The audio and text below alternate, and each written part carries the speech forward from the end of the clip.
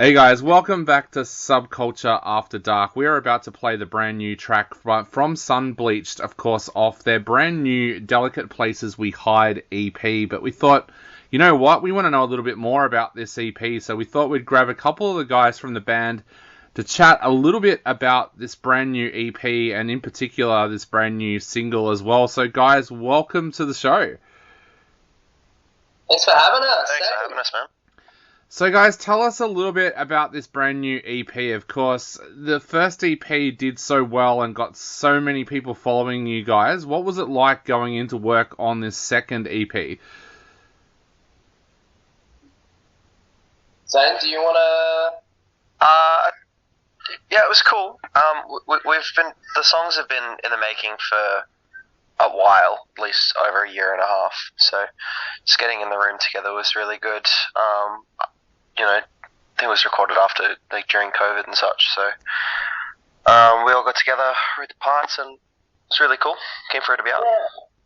Yeah, it was a good process. It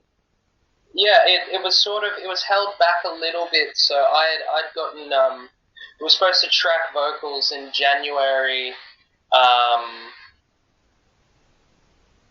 last year now. Yeah.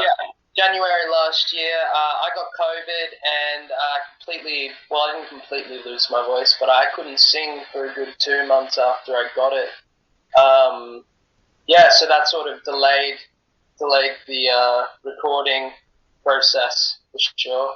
Yeah, it's been a little while in the making. Yeah. What was that time like when you had COVID and you lost your voice? Because I was similar to you. When I caught COVID, I lost my voice completely and then couldn't do radio for about a month. What was that time like for you? Was there a time when you were wondering when is it going to come back? Like, was there any concerns there at all? Yeah, there was. I don't know. I remember. So we got COVID. In fact, the guy that produced it, Tristan, he got COVID on the same night as us. So we all got COVID sort of at the same time. I think we all got it. It was after a show on New Year's, I think. Yeah. So it put us all out of action for a couple of weeks, and then at the end of January, I think we sort of went to track some vocals. Sorry, I just put my phone on silent. We went to track some vocals at the end of January, and I think I was able to sing for about 10 minutes or so, and then my voice just I couldn't hit any notes. Something in my inner ear was doing something weird as well. It was kind of concerning, and then so then we took another 2 weeks, and then I tried sort of rehearsing the songs, I guess, by myself, and the same thing was happening, and I was like, oh, okay, so we postponed it a little bit more.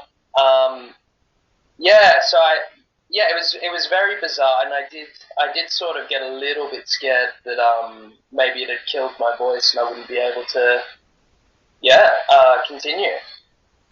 So I guess this is a question for both of you, but what kind of things were inspiring the songwriting on this album? Was there anything in particular that you wanted to write about, or were these just tracks that you put together over a period of time? Mainly just isolation, really. So just being isolated, during that sort of those COVID periods, and just having time to sort of dwell on feelings. That's sort of where my head was at. I was just, very, very isolated. I think Bradley, our guitarist who writes most of the songs, that's where he was at as well. So he wasn't really leaving his room or anything like that, because it was COVID. So it was just we were all sort of stuck where we were, and he'd sort of send me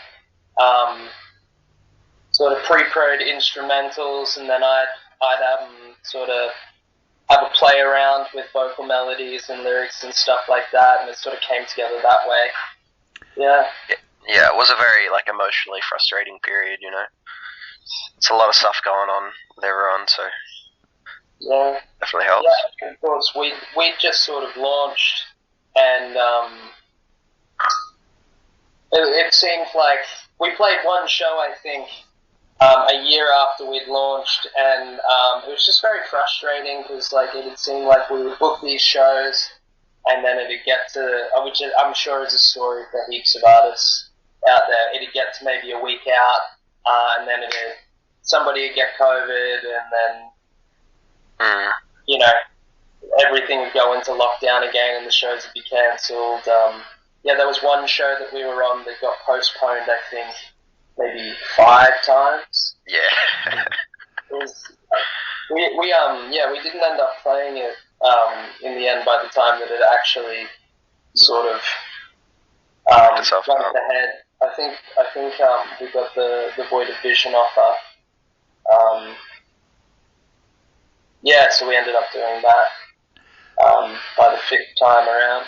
Yeah. Zane, you talked about it being kind of a frustrating time. Was it cathartic to sit down and write about that and to let it out with these tracks?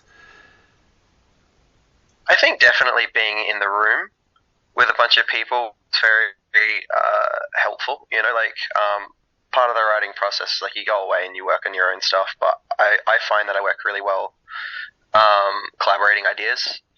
So when we finally could find time to sit down with Tristan and all of us in the room, just run through the songs and come up with ideas and just really track them down and just get feedback from each other. I feel like that was probably the best thing for it. Are you guys feeling a sense of relief now that the EP is about to come out and that everybody can hear it as well? Oh, 100%. Yeah, definitely.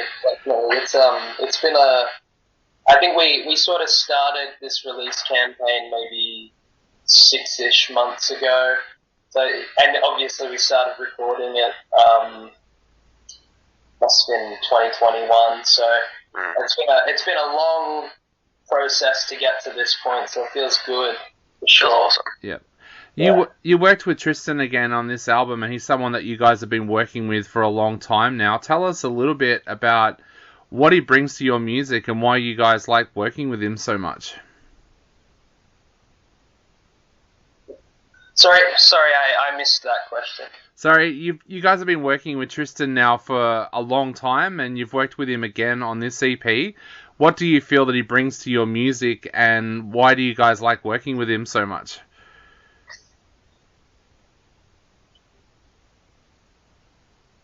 Zane, yeah. Oh, sorry. Yeah, I was just gonna say he's a really old friend. He's probably a closer friend to probably Joey and Josh and Brad and such. Yeah, so he's been around for ages, and he's part of Waxfire as well. So, and he's just a whiz. The guy is such an incredible producer as well. So, I feel like definitely having his input on there as well was awesome, especially when it came to writing some of the drum tracks as well. The guy he's crazy. Yeah, I totally agree. Yeah, I think for me at least, Tristan's just a fresh set of ears. He's a great songwriter himself, so he has good production ideas and things like that. So he could really, take what we had sort of brought to him and really dress it up. 100%, yeah. Yeah, I think that's why we went back to him for a second helping, for sure. He's just got good ideas. He's a good guy. Awesome. Well, guys, the EP comes out this week, but what have you guys got planned for the rest of this year? Are you hoping to get out and do some shows, or what's the plan for the rest of this year? That's number one on the agenda is 100%. Playing shows. We've got a few things locked in that we can't disclose just yet, but it's all in the works. Yeah, that's absolutely where we're heading. Awesome. Sure, playing shows. Yeah, I think that's the most important thing. Like after this long string of grinding, like this release out, and getting everything ready, I feel like it's definitely time to get out and just play the songs. Yeah, Definitely. absolutely. Well, guys, we are going to play Heavy Turn on our show right now, but for all the listeners out there, make sure you go out this week and grab a copy of Delicate Places We Hide and support Sunbleached, because these guys are an absolutely amazing band. But, guys, what would you like to say to everybody out there before they take a listen to Heavy Turn? Thanks so much for taking the time to listen to it. Really appreciate it. Yeah. Thank you so much. Yeah, the support's great. No problem, guys. Huge. No problem, guys. Well, right now, everybody, right now on Subculture After Dark, we're going to take a listen to Heavy Turn by Sunbleached. Sit back and enjoy it.